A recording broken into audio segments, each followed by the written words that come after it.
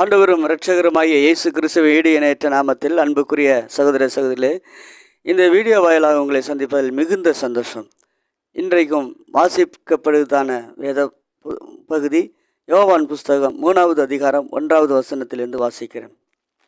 யூதருக்குள்ளே அதிகாரியான நிக்கதோமு எனப்பட்ட பரிசேயன் ஒருவன் இருந்தான்.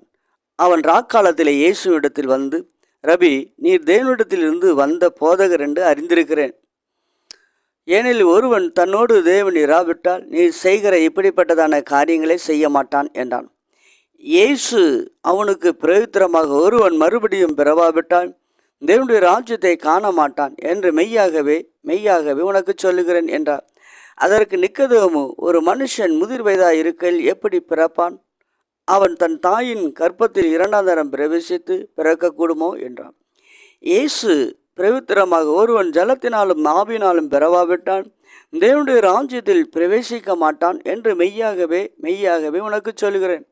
மாம்சத்தில் பிறப்பது மாம்சமாயிருக்கும், ஆவியினால் பிறப்பது ஆவியாயிருக்கும்.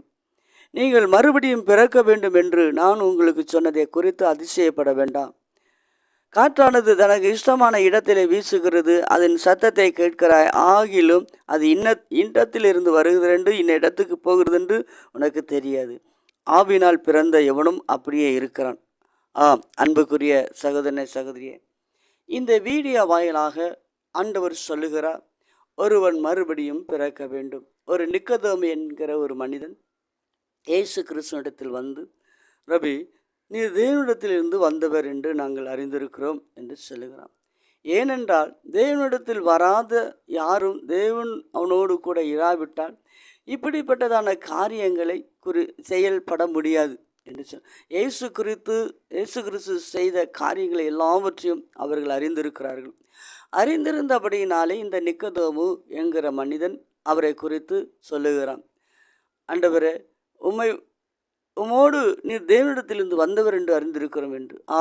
அப்பொழுது இயேசு சொல்லுகிறார், ஒருவன் மறுபடியும் பிறக்க வேண்டும் என்று சொல்லுகிறான்.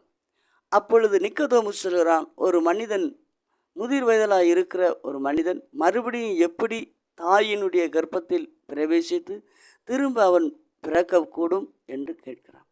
அதற்கு இயேசு சொல்லுகிறார், அவன் ஆவியினால் பிறக்க வேண்டும் என்று சொல்லுகிறான். ஆவினால் ஒரு மனிதன் திரும்பவும் பிறக்க வேண்டும். ஒரு மனிதன் தாயின் கர்ப்பத்திலிருந்து ஒரு முறை பிறந்துவிட்டு 2வது தரம் பிறக்க அதை தேவன் சொல்லவில்லை. ஒரு மனிதன் ஆவினால் பிறக்க வேண்டும். ஒரு மனிதன் இந்த பூமியிலே தன் முதலாவது ஆவினாலும் ஜலத்தினாலும் பிறக்க வேண்டும் என்று சொல்லுகிறார். ஒரு மனிதன் ஸ்வாபத்திலே பிறக்க வேண்டும். தன்னுடைய ஸ்வாபங்களிலே அவன் பிறக்க வேண்டும். ஸ்வாபங்களில் மனம் திரும்ப வேண்டும். மனம் திரும்புதல் ஒரு பிறப்புதல்.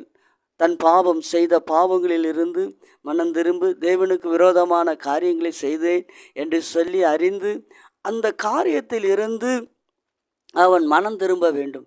அப்படி மனம் திரும்பி மனம் திரும்பின அவன் திரும்ப ஜலத்தினால் பிறக்க வேண்டும். ஜலத்தினால் அவன் ஞானஸ்தானம் எடுத்து அவனை திரும்பவும் தேவன் தன்னுடைய ஆவினாலே அவனை பிறக்க பண்ணுகிறார். ஆவினாலே பிறக்க பண்ணுகிறான். ஆவினால் பிறக்கிற மனிதன் ஆவிக்குரிய காரியங்களை அறிந்து கொள்கிறான். இதை கேட்டுக்கொண்டிருக்கிற அருமையான சகோதரனே சகோதரியே, இந்த நாளில் நீ திரும்பவும் பிறந்திருக்கிறாயா? எந்த அனுபவத்தில் இருக்கிறாய்? திரும்ப பிறந்த அனுபவத்தில் இருக்கிறாயா என்று இயேசு கேட்கிறார். திரும்ப பிறக்கும் பொழுதுதான் நீ தேவனுடைய ராஜ்யத்தில் பிரவேசிக்க முடியும் என்று இயேசு ஆணித்தரகமாக சொல்லிவிட்டார். ஒரு மனிதன் இந்த பூமியில் மறுபடியும் பிறக்கலன்னா தேவராஜ்யத்தில் அவன் பிரவேசிக்க முடியாது என்று ஆணித்தரமாக சொல்லிவிட்டார். இதை கேட்டுக்கொண்டிருக்கிற அருமையான சகோதரனே, ஒரு தேவனுடைய ராஜ்யத்துக்கு நீ பிரவேசிக்க வேண்டுமானால் இந்த பூமியிலே ஆவினால் பிறந்திருக்க வேண்டும். ஆவினால் பிறந்த எவனும் தேவனுடைய பிள்ளையாய் மாறுகிறான். தேவனுடைய பிள்ளைகளுக்கு தான் தேவனுடைய சுதந்திரம். இதை கேட்டுக்கொண்டிருக்கிற அருமையான சகோதரனே சகோதரியே, இந்த வீடியோ வாயிலாக நான் உன்னை சந்தித்து ஆண்டவர் கொடுக்கிற இந்த வார்த்தைகளை நீ மறுபடியும் பிறக்க வேண்டும். பாவத்தில் பிறக்க வேண்டும், அடுத்து மனம் திரும்ப வேண்டும், பாவத்தில் இருந்து மனம் திரும்ப வேண்டும். மனம் திரும்பினவன் இரண்டாவது ஞானஸ்தானம் எடுக்க வேண்டும், ஜலத்தினால் பிறக்க வேண்டும். ஜலத்தினால் பிறந்தவன் ஆவினால் பிறக்க வேண்டும். இப்படி ஆவினால் பிறந்த எவனும் தேவனுடைய ராஜ்யத்தில் பிரவேசிக்க முடியும் என்று நான் சொல்லவில்லை, இயேசுவே இங்கே ஆணித்தரமாக சொல்லியிருக்கிறார். அவன் அப்படிப்பட்டவன்தான் தேவராஜ்யத்தில் பிரவேசிக்க முடியும். ஏனென்றால் ஆவினால் பிறந்த எவனும், நமக்கு பிறந்த பிள்ளைகளுக்கு மாத்திரமே நம்முடைய சுதந்திரம். இதே போலதான் தேவனால் பிறந்த நபர்களுக்கு மட்டுமே தேவனுடைய சுதந்திரம். இந்த பூமியிலும் அவன் சுதந்திரத்தை கொள்கிறான். இரண்டாவது மறுமையின் வாழ்க்கையும் அவன் சுதந்திரித்துக் கொள்கிறான். இதை கேட்டுக்கொண்டிருக்கிற அருமையான சகோதரியே, நீ எந்த அனுபவத்தில் இருக்கிறாய் என்று இந்த நாளில் உன்னை நீ சற்று ஆராய்ந்து அறிவாயானால் நலமாய் இருக்கும். நீ தேவனுடைய ராஜ்யத்தில் பிரவேசிப்பதற்கு உனக்கு தகுதியான காரியங்களை ஆண்டவர் சொல்லி வைத்திருக்கிறார். இந்த யோவான் புஸ்தகத்தில் 3வது அதிகாரத்தில் 1வது வசனத்தில் இருந்து அந்த பரிசேயன் வேதத்தை ஆராய்ந்து அறிந்தவன், அவனுக்கு இதெல்லாம் தெரியாதா என்றால் இயேசு இதை குறித்து ஆச்சரியப்படுகிறார். நீ ஒரு போதகனாய் இருக்கிறாய், இதை குறித்து தெரியாமல் இருக்கிறாய் என்றெல்லாம் கேட்கிறார். அன்புக்குரிய சகோதரியே, இந்த நாளிலும் இந்த இயேசு கிறிஸ்துவை நீ ஏற்றுக்கொள்ளும் பொழுது புதிய அனுபவத்துக்குள் பிறக்கிறார். இன்றைக்கு உலகத்தார்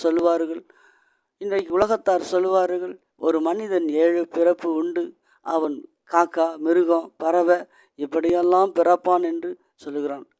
மரித்து இப்படி பிறப்பான் என்று சொல்லுகிறான். இதையெல்லாம் வேதவசனம் சொல்லவில்லை. மனிதனுக்கு ஒரே தரம் பிறப்பு, அடுத்து மரணம், அடுத்து நித்திய நியாய தீர்ப்பு. இதை கேட்டுக்கொண்டிருக்கிற அருமையான சகோதரனே, ஒரே ஒரு தரம்தான் ஒரு மனிதனுக்கு பிறப்பு, மாம்சத்தில் பிறப்பு, அடுத்து மாம்சத்தில் மரணம். இந்த மரணத்துக்கு அப்புறம் நியாய தீர்ப்பு. ஆனால் இந்த பிறப்பு எல்லாம் இந்த பூமியிலே முடிந்து விடுகிறது. எப்படி பூமியிலே முடிந்து விடுகிறது என்றால், வேத வசனத்தை நாம் ஆராய்ந்து அறிந்திருக்கும் பொழுது வேத வசனம் சொல்லுகிறது, அவன் பறவைகளுடைய குணபாவம் என்ன, மிருகங்களுடைய குணபாவம் என்ன, இந்த மிருகங்களுடைய குணபாவங்கள் செத்து இந்த குணபாவங்களெல்லாம் சாக வேண்டும். இதுதான் பிறப்பு. இந்த நாயினுடைய குணபாவம் என்ன, செய்த பாவத்தை தின்னதை திரும்ப கக்கி தான் திரும்பவும் திங்கும். இதே போல மனிதனுடைய பாவம், செய்த பாவத்தை திரும்பவும் செய்யும் பொழுது அது நாயினுடைய பாவம். இந்த நாயினுடைய பாவம் சாக வேண்டும், இது செத்து மறுபடியும் உயிர் பெற வேண்டும். அன்புக்குரிய சகோதரனே, இப்படிப்பட்ட மனிதனைத்தான் இயேசு சொல்லியிருக்கிறார், மறுபடியும் பிறக்க வேண்டும். ஆகையினால இந்த உலகத்தார் குழப்புவது போல் நீங்கள் குழம்பி இருக்க வேண்டிய அவசியம் இல்லை. இந்த இயேசு மறுபடியும் ஆணித்தரமாக சொல்லியிருக்கிறார், ஒருவன் மறுபடியும் பிறவாவிட்டால் தேவனுடைய ராஜ்யத்தில் பிரவேசிக்க மாட்டான் என்று. இதை கேட்டுக்கொண்டிருக்கிற அருமையான சகோதரியே, நீ எந்த பிறப்பில் இருக்கிறாய்? மிருகத்தினுடைய பிறப்பில் இருக்கிறாயா, பறவையினுடைய பிறப்பில் இருக்கிறாயா, அல்லது மறுபிறப்பில் இருக்கிறாயா, இயேசு கிறிஸ்து கொடுக்கிற ஆவியின் பிறப்பில் இருக்கிறாயா? பிறப்பில் இல்லை என்றால் இப்பொழுது நீ இருதயத்தை ஒப்புக்கொடு. இந்த இயேசு உனக்குள்ள மறுபடியும் பிறக்கிற அனுபவத்தை தருவார்.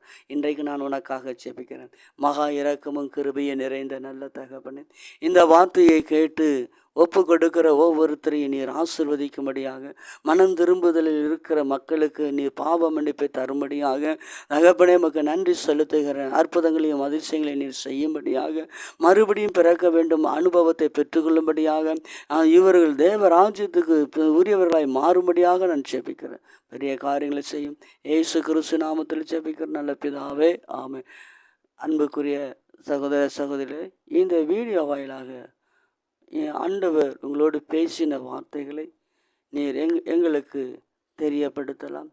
இந்த வீடியோவுக்கு கீழாக எங்களுடைய ஃபோன் நம்பர் இருக்கும், இதை நீங்கள் தொடர்பு கொள்ளலாம். கர்த்தர் தாமே உங்களை ஆசீர்வதிப்பாராக.